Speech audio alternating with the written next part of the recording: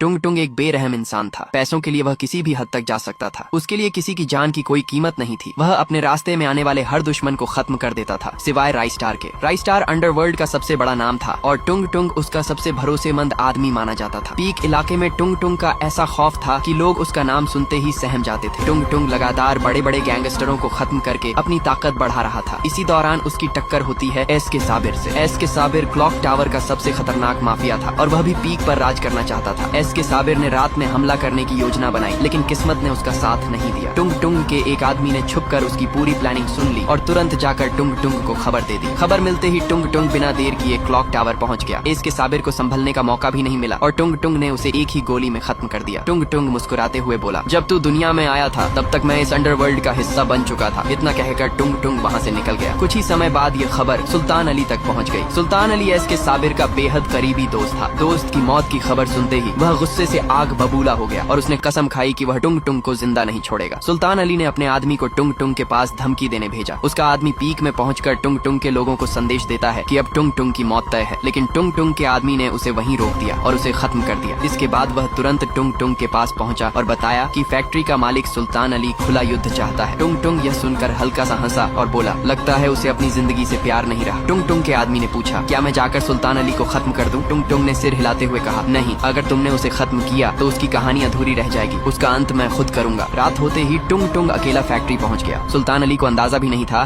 कि उसका आखिरी समय इतना करीब आ चुका है। टुंग टुंग ने उसे खत्म कर दिया और वहाँ से निकलते वक्त सिर्फ इतना कहा, तुम लोग सिर्फ बातें करते हो और मैं काम करके दिखाता हूँ, यही असली फर्क है। उस रात के बाद पूरे देश में टुंग टुंग का नाम डर की पहचान बन गया। लोग उसकी ताकत और उसके फैसलों से कांपने लगे। लेकिन कहानी यहीं खत्म नहीं होती। असली तूफान अभी बाकी है, क्योंकि बहुत जल्द इस कहानी में एंट्री होने वाली है रॉकी भाई की और उसके आने के बाद अंडरवर्ल्ड की दुनिया पूरी तरह बदलने वाली है।